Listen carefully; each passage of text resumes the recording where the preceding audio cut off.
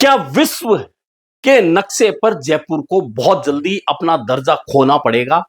क्या बहुत जल्दी जयपुर के लोगों को शर्मिंदगी झेलनी पड़ सकती है?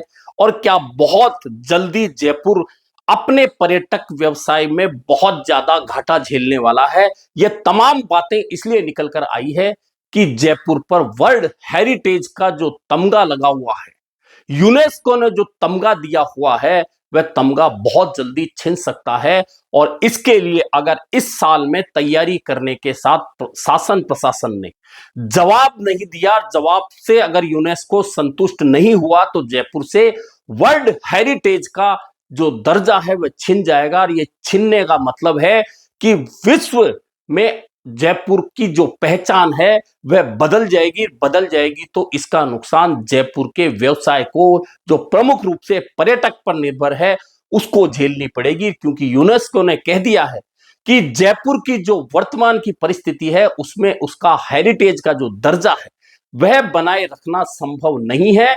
कुछ शर्तें हैं, कुछ मापदंड हैं, अगर वे पूरे नहीं होते हैं इस साल, तो फिर जयपुर से वर्ल्ड हेरिटेज सिटी का दर्जा छीन लिया जाएगा। और अगर ऐसा होता है तो तय मान के चलिए कि जयपुर के लोगों के लिए, जयपुर के शासन प्रशासन के लिए और राजस्थान के शासन के लिए भी यह शर्मिंदगी का विषय हो सकता है। अब आप कहेंगे कि ऐसा क्यों हो सकता है, जयपुर तो हेरिटेज सिटी है, वॉल सिटी है। जी हां, बिल्कुल सही है, ऐसा ही है। लेकिन क्या इसका दर्जा हम बचा पा रहे हैं, शासन बचा पा रहा है, प्रशासन बचा पा रहा है? वर्ल्ड हेरिटेज का जो दर्जा मिला है उसमें बहुत सारी चीजें देखी गई थी। एक जयपुर की स्थापत्य कला देखी गई थी, जयपुर की पुरानी हवेलियां देखी गई थी, जयपुर का पर्यटन व्यवसाय देखा गया था, जयपुर का ट्रैफिक देखा गया था, जयपुर की खूबसूरती देखी गई थी, जयपुर का परकोटा देखा गया था। ये तमाम बातें देखी गई थी और देखी गई थी उसके बाद में जाकर कहीं यह जो दर्जा हासिल हुआ जयपुर को वर्ल्ड हेरिटेज सिटी का, तब मिल पाया था।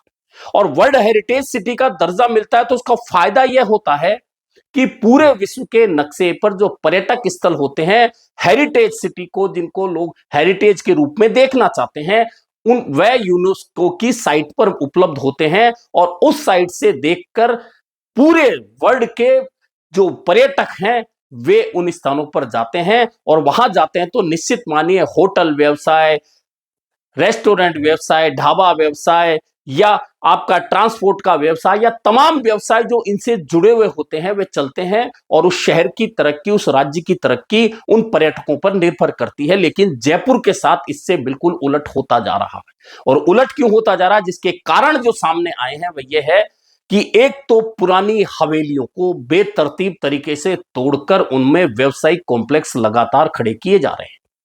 और एक आंकड़ा बहुत चौंकाने वाला है, और इसके लिए जिम्मेदार सिर्फ नगर निगम है। नगर निगम इसलिए है कि नगर निगम का यह काम है कि जो बेतरतीब तरीके से हवेलियों को तोड़कर अवैध निर्माणों के साथ में व्यापार के केंद्र बन गए हैं पुरानी हवेलियां, उन्हें रोके। लेकिन नगर निगम ऐसा करने में नाकाम सिद्ध हुआ है।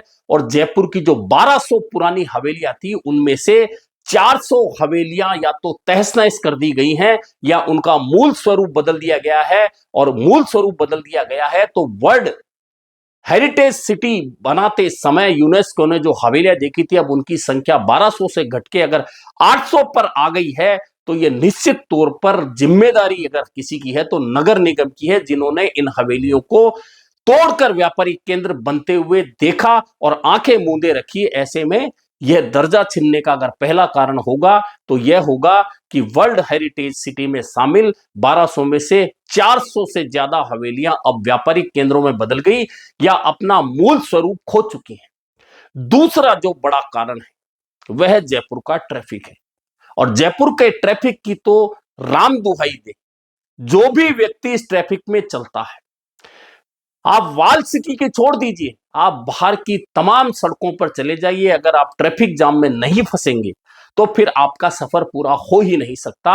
और जो रास्ता आपको 2 मिनट में तय हो जाना चाहिए था, वह रास्ता आपको 20, 25, 30 मिनट तक तय करना पड़ता है। तो आप सोच सकते हैं जयपुर के ट्रैफिक के हाल कितने हैं। कई लोग तो अब जयपुर को जामपुर तक बोलने लगे हैं। जामपुर यानी जहां हमेशा जाम लगा हो। और वह वर्ल्ड हेरिटेज सिटी के रूप में जो जयपुर जिसकी स्थापत्य कला की बात है, उसके ट्रैफिक को देखकर भी यूनेस्को नाराज है। नाराज इसलिए है कि बेतरतीब तरीके से जिस तरह से रिक्शे चलते हैं, जिस तरह से पार्किंगें बेतरतीब तरीके से बना दी गई हैं, और इन पार्किंगों को बनाने में भी नगर निगम सबसे बड़ा दोषी है, जिसने तमाम सड़कों पर पार्किंगें बनाकर करोड़ों रुपए के वारे न्यारे करने के लिए सिर्फ उन सड़कों पर जाम की स्थितियां पैदा करती है।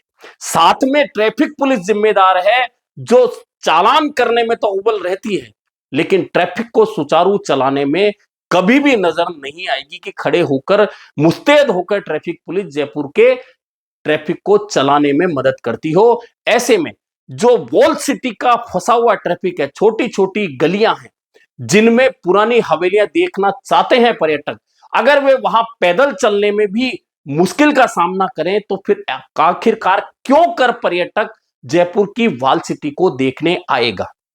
इसके अलावा जो बात करें तो यहां का जो कल्चर है, पुराना कल्चर खो चुका है, नए कल्चर में अब हम प्रवेश कर चुके हैं, वह भी अध कचरे में।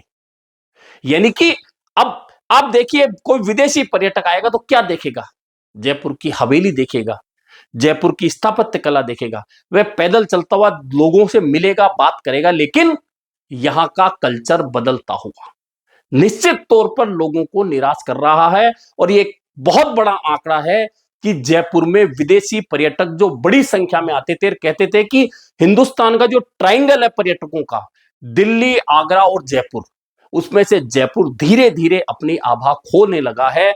और पिछला आंकड़ा जो आया है निकलकर, उसमें 28% विदेशी पर्यटकों की संख्या जयपुर आने वालों की घटी है। और अगर यही हाल रहे, इसी तरह का जयपुर का ट्रैफिक फंसता रहा, इसी तरह पुरानी हवेलियों को तोड़कर व्यापारिक केंद्र बनते रहे, तो फिर विदेशी पर्यटकों की संख्या और तेजी के साथ घटेगी। अभी जो विदेशी पर्यटक आता है वह आमेर, नारगढ़, जयगढ़ और हवा महल के अलावा पुरानी हवेलियों को भी देखता था, लेकिन अब पैदल चलते हुए आपको विदेशी पर्यटक बहुत कम संख्या में मिलते हैं, जो पहले बहुत बड़ी संख्या में आपको जयपुर की वॉल सिटी में मिल जाते थे।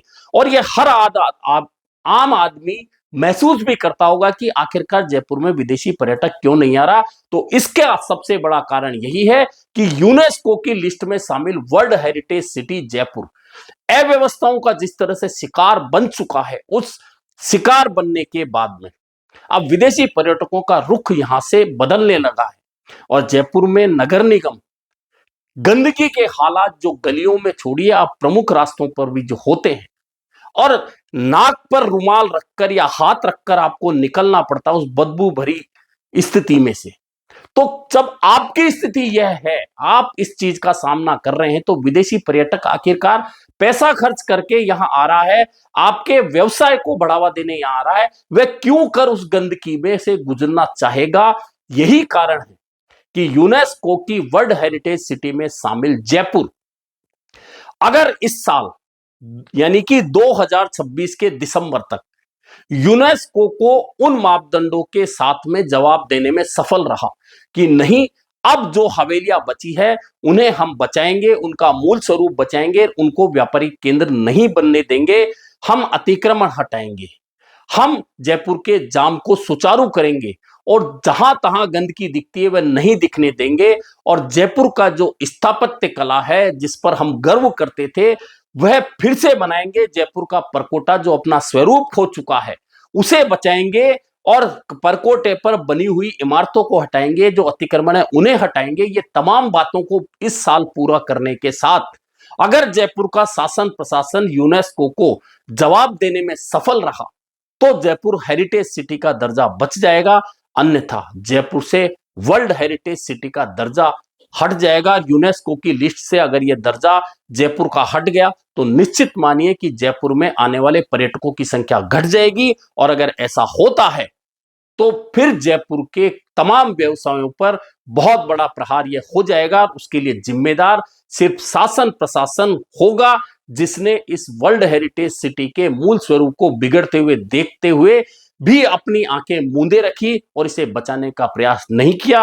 हालांकि अब कहा जा रहा है कि 100 करोड़ के विकास कार्य या अन्य जरूरी काम करने की तैयारी है ताकि वर्ल्ड हेरिटेज सिटी का दर्जा जो यूनेस्को ने जयपुर को दे रखा है वह बचाया जा सके।